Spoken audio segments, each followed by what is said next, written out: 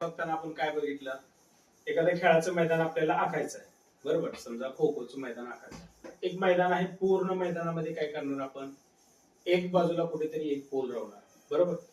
ते पोल रवल्यानंतर तिथपासून, आता समजा हा पोल इथं रवला, दुसरा पोल आपल्याला त्या ठिकाणी रोवायचा आहे, तर काय करणार, इथपासून म्हणजे ह्या पोल पासून काय करणार, दुसऱ्या पोलचं अंतर घेणार.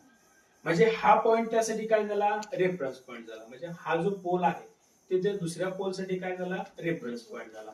आणि या पोल पासून त्या पोलचं अंतर ते घेऊन काय करणार, उर्वरित काय करणार आपण, मैदान आपण घेणार, बरोबर.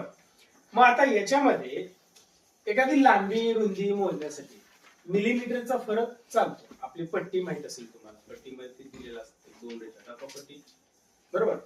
या पट्टीमध्ये या छोट्या ज्या 2 रेषा असतात, म्हणजे 1 ते 2 सेंटीमीटर असेल, 0 ते 1 सेंटीमीटरच्या मध्ये एक 10 रेषा असतात, बरोबर. त्या 10 रेषातली एक जी रेष असते ना, ती एक रेष कशाची असते, त्या 0 ते 0च्या पुढची एक छोटीशी लहान रेष असते ना, त्यातलं अंतर किती असतं, मिलीमीटरचं असतं, बरोबर. मग इतकं अंतर कापड असेल किंवा त्या ठिकाणी लांबी रुंदी मोजण्यासाठी इतकं अंतर थोडासा फरक पडला चालतं. एखादं कापड मोजायचं आहे तुम्हाला, ठीक आहे, कापड मोजायचं आणि त्या ठिकाणी 1.5 मीटरच्या ठिकाणी तुमचं त्या ठिकाणी 1 मीटर तुम्हाला कापड दिलं, तुमचं कापड शिवून होणार आहे का, नाही, बरोबर ना. म्हणजे एक छोटासा किंचितचा फरक त्या ठिकाणी काय होतो, ऍडजस्टेबल आहे. पण जास्तीचा फरक ऍडजस्टेबल आहे का, नाही. मोठमोठ्या कारखान्यामध्ये मोठमोठे मशिनरी बनवायला चालू असतात, त्या मशिनरीमध्ये मोठमोठे काय केले जातात, पार्ट बसवले जातात. जसं की आपल्या मोठमोठ्या गाड्या असतात, वाहनं असतात ना, बरोबर का, त्यातले पार्ट त्यात बसण्या एवढे सुटेबल पाहिजेत ना, बरोबर ना. मग त्यामध्ये जर समजा एवढ्या लांबीचा पार्ट पाहिजे आणि तुमच्याकडून चुकून एवढ्या लांबीचा झाला, तर तो त्यात फिट बसणार आहे का, नाही. मग अशा वेगवेगळ्या ठिकाणी किंवा त्या ठिकाणी फॅक्टरी असतील, त्या फॅक्टरीमध्ये मोठमोठ्या मशिनरी यंत्रसामुग्री बसवण्यासाठी अचूक आणि तंतोतंत मापनाची आवश्यकता असते. आणि मग ते तंतोतंत आणि अचूक मापन कशा मार्फत केलं जातं, तर मग खाली काही 2 उपकरणं दाखवलेत बघा. त्या ठिकाणी स्क्रू गेज दाखवलेला आहे. हा जो आहे तो मॅन्युअल स्क्रू गेज आहे, याच्यावरती कुठलेही डिजिटल त्या ठिकाणी आकडे नाही. आणि हा जो आहे तो हा डिजिटल स्क्रू गेज आहे, याच्यामध्ये डिजिटल आकडेवारी आहे. म्हणजे बघा इथं या ठिकाणी तुम्हाला आकडे दिसणार आहेत याच्यामध्ये, ठीक आहे. म्हणजे हा जो आहे तो हा स्क्रू गेज वापरला जातो, हा मॅन्युअल वाला किंवा हा डिजिटल वाला. आणि दुसरा आहे वर्नियर कॅलिपर, हे झालं वर्नियर कॅलिपर. मग आता याचं मापन कसं केलं जातं, तर याचं मापन कसं केलं जातं तुम्हाला दाखवतो. हे आहे ते फिरतं रॉड आहे, या ठिकाणी हे काय फिरतंय, आणि याच्यावरती काय केलंय, याच्यावरती बघा या ठिकाणी याच्यावरती आकडे दिलेले आहेत. हा, जसं आपल्या पट्टीवरती असतं ना सेंटीमीटर मध्ये, त्याचबरोबर मधल्या 10 रेषा, तसंच याच्यामध्ये केलेलं आहे. याच्यामध्ये किती दाखवले बघा, 45 आणि 40च्या मध्ये 5 रेषांचा फरक आहे का याच्यामध्ये 5 रेषांचा फरक, पुढे घ्या मोबाईल मध्ये पण दिसू द्या. या ठिकाणी 0 ते 5च्या दरम्यान, बरोबर, किती काड्या आहेत, 5 काड्या आहेत, बरोबर ना. म्हणजे हे अशा पद्धतीने मॅन्युअल पद्धतीने मोजलं जातं. मॅन्युअल म्हणजे याच्यामध्ये फक्त आकडेवारी असते, ठीक आहे. दुसरं आहे डिजिटल, यामध्ये पण आकडे आहेत, याच्यावरती या रॉड वरती देखील आकडे आहेत, आतमधल्या बाजूला पण आकडे आहेत. आणि दुसरी गोष्ट याच्यामध्ये काय आहे, डिजिटल मीटर बसवलेला आहे. यामध्ये काय होतं, डिजिटल मीटरमुळे काय होतं, याच्यामध्ये जे मोजमाप आहे ते आपल्याला ओळखणं सोपं जातं, ठीक आहे. आणि हे जे वर्नियर कॅलिपर आहे, ह्या वर्नियर कॅलिपर मध्ये देखील काय केलेलं आहे, इथे अशा पद्धतीने जसं आपल्या पट्टीवरती रेषा असतात ना, अशा पद्धतीने या ठिकाणी देखील काय आहेत, रेषा आहे, बरोबर का. ठराविक आकडे दिलेले आहेत आणि त्याच्यामध्ये रेषा आहे. चला, याचं मोजमाप कसं केलं ते जातं ते दाखवतो तुम्हाला, ठीक आहे. एखादी वस्तू मोजायची आहे, आता हा पेन मोजायचा आहे, तर मग हा पेन मोजताना मी कसं मोजणार, हे अशा पद्धतीने माग घेणार, असं धरणार आणि अशा पद्धतीने बरोबर फिट करणार.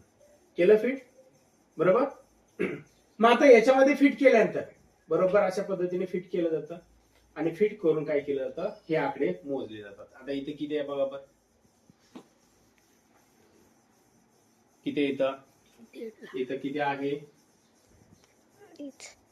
वरती त्या ठिकाणी किती दाखवलंय, 2 दाखवलेला आहे आणि 2च्या रेषेच्या पुढं 1 रेष आलेली आहे. म्हणजे इथं 2च्या पुढं 1 रेष आलेली आहे, बरोबर का. मग आता हे आपलं पट्टीच्या सहाय्याने आपण मोजू शकतो. ठीक आहे, पट्टीच्या सहाय्याने मोजू शकतो. या पट्टीमध्ये आपण काय करू शकतो, सेंटीमीटर मध्ये वगैरे मोजू शकतो. सेंटीमीटर किंवा त्या ठिकाणचं मधलं माप मिलीमीटर. अतिशय लहान असेल, अॅक्युरेट घ्यायचंच असेल तर काय केलं जातं याच्या मार्फत, म्हणजे याच्यामध्ये एकदम छोट्या छोट्या रेषा आहेत. खाली जसं आपल्याला इथं सेंटीमीटर दाखवलेलं आहे, खालच्या बाजूला तुम्हाला इथं खालचे जे मापन आहेत इथं तुम्हाला दिसून येईल. बघा इथं खालची बाजू जी आहे ती सेंटीमीटर मधली आहे, वरची जी आहे ते कशामध्ये दाखवले, मिलीमीटर मध्ये दाखवलेली आहे. बरोबर. म्हणजे अशा पद्धतीने या ठिकाणी एखादी वस्तू याच्यात धरून अशा पद्धतीने मापन केलं जातं. ठीक आहे, ही झाली मोठी वस्तू.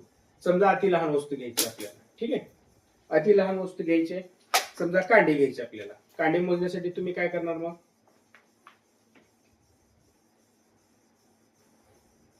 बरोबर. आता हे अधिक लहान आलं युनिट, बरोबर ना.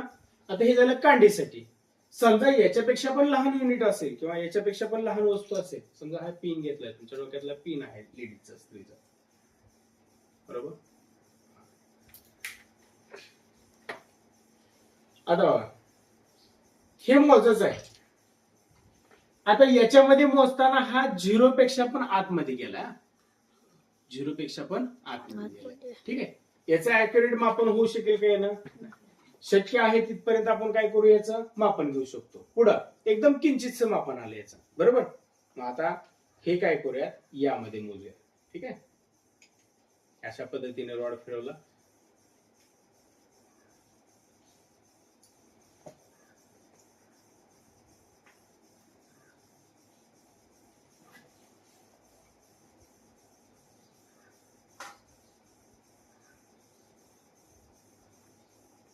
बघा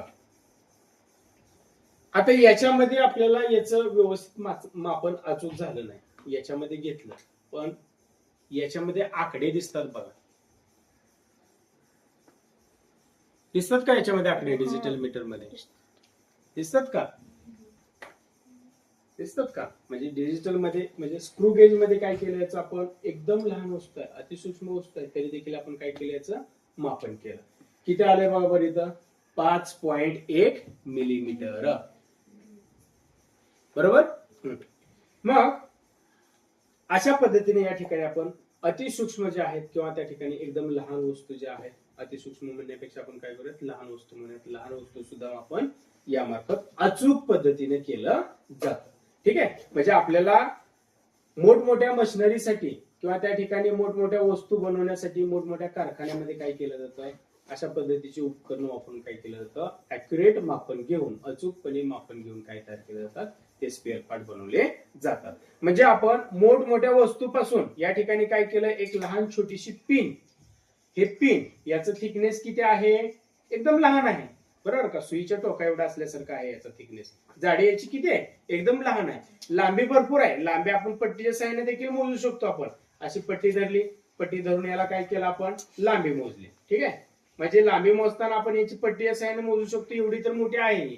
पण याची जाडी बघताना आपण काय बघणार, याची जाडी कशी आहे, याची जाडी एकदम लहान आहे, बरोबर ना. एकदम लहान म्हणजे सुईच्या टोकासारखी असल्यासारखी आहे. मग ते आपण कशाने मापन केली, या स्क्रू गेजनं.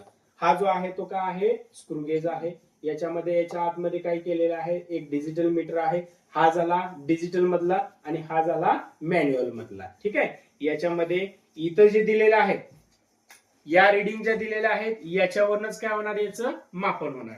याच्यामध्ये मॅन्युअल साठी पण दिलेलं आहे. बघा इथं जसं जसं मी हा फिरवेल, हा रॉड फिरवेल, तसं तसं 0 पासून अंतर वाढत चाललंय. बघा इकडं, म्हणजे हा आपण मॅन्युअल पद्धतीने देखील काय करू शकतो. समजा डिजिटल आपला बंद पडला तर मॅन्युअल पद्धतीने देखील याचे रिडिंग आपण घेऊ शकतो, बरोबर. म्हणजे या रॉडवरती पण हे जे गोल फिरतंय याच्यावरती पण आकडे आहेत आणि हे जे खालची पट्टी आहे, ही खालची पट्टी, याच्यामध्ये पण काय आहेत, आकडे आहेत. याच्यावरून आपण काय करू शकतो, मॅन्युअल पद्धतीने आपण काय करू शकतो, याचं मापन करू शकतो. आणि डिजिटल मध्ये सुद्धा आपल्याला या ठिकाणी दिलेला आहे. हा झाला डिजिटल स्क्रू गेज आणि हा झाला मॅन्युअल मधला. ठीक आहे, म्हणजे याच्यावरचे आकडे पाहून सुद्धा, म्हणजे याच्यावरच्या ज्या रेषा आहेत त्या रेषा पाहून सुद्धा आपण काय करू शकतो, यातलं आपण अंतर काढू शकतो. ठीक आहे, कळालं, समजलं, नक्की नक्की. हे जे आहे ना याच्यावरती, हे काय झालं, या ठिकाणी 0वरती रेष मारले हे 5 म्हणजे हे किती झालं अर्धा सेंटीमीटर बरोबर का. त्यातली एक रेष म्हणजे हो का हे एक रेष म्हणजे काय झालं 1 मिलीमीटरचं अंतर झालं बरोबर. जसं जसं पुढे जाऊ तसं तसं इथल्या रिडिंग काय होतात वाढतात बरोबर का. पुढं हो का हे सेंटीमीटर मधलं अंतर बरोबर का. हे काय झालं सेंटीमीटर मधलं अंतर बघा आलं 0 पासून 1 ची लाईन हो का 0 ते 1 च्या दरम्यान इथं 0 ते 1 च्या दरम्यान म्हणजे इथलं अंतर कसं झालं सेंटीमीटर मधलं. इथलं अंतर कसं झालं सेंटीमीटर मिलीमीटर मधलं बरोबर का. हे काय झालं हो का हे अर्धा आहे अर्धा सेंटीमीटर म्हणजे बघा हे बघा हे 0 पासून 0 ते 5 हे झालं 10 म्हणजे 1 सेंटीमीटर. हे 0 हे 5 मिलीमीटर हे 10 मिलीमीटर हे 15 हे 20 25 30 35 40 हे 40 म्हणजे काय झालं 0 पासून 4 सेंटीमीटर पर्यंत म्हणजे इथपर्यंत झालं ठीक आहे. मग हे जे मापन आहे ते कशामधलं आहे सेंटीमीटर मधलं. ते सेंटीमीटर मधून आपल्याला मिलीमीटर मध्ये पण पाहिजे असेल तर ह्याच्याला आपल्याला काय करता येतं मापन करता येतं. हे झालं इथलं झालं. जर समजा आपल्याला तिथलं त्या ठिकाणी जमत नाही ठीक आहे मग आपण काय करू शकतो इथून घेऊ शकतो की आपण ठीक आहे. इथं आपल्याला डिजिटल मीटर मध्ये पण दिसतंय. समजा आपल्याला इथलं नाही समजलं तर आपण इथं बघू शकतो हो बरोबर. जसं जसं हे फिरवत तसं तसं काय जातं हे पुढे जातं. म्हणजेच त्या ठिकाणी अतिसूक्ष्म आपल्याला काय करायचं आहे ॲक्युरेट मापन करायचं आहे. त्यावेळेस काय करणार आपण हे वापरणार बरोबर का ॲक्युरेट मापनासाठी. आणि एकदा का इथं आलंय समजा एखादी वस्तू ठेवली आपण इथं समजा मी पट्टी ठेवतोय ही वस्तू ठेवली आता हे अजिबात हलू द्यायची नाही मला ठीक आहे. तर काय करणार मग मी ह्याला अशा पद्धतीने फिट करणार ठीक आहे.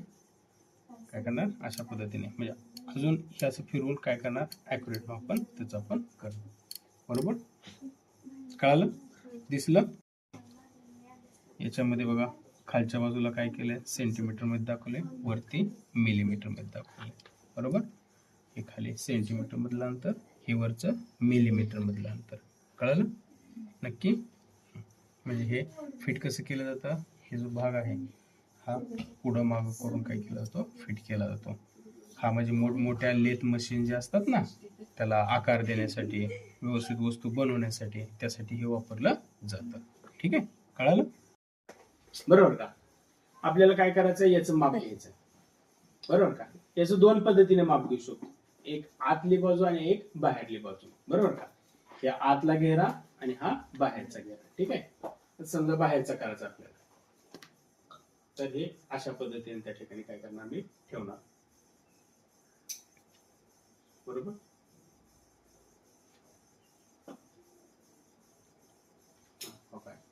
अशा पद्धतीने ठेवून काय करणार याचं मापन करणार मी. हे झालं बाह्य भाग. आतल्या भागाचं घ्यायचंय मला हे आतलं आता काय केलं आपण बाहेरच्या भागाचं केलं आता आपल्याला आतल्या भागाचं करायचं आहे मापन. तर मग हे अशा पद्धतीने आतल्या मापन करणार. अशा पद्धतीने याचा वापर केला जातो समजलं.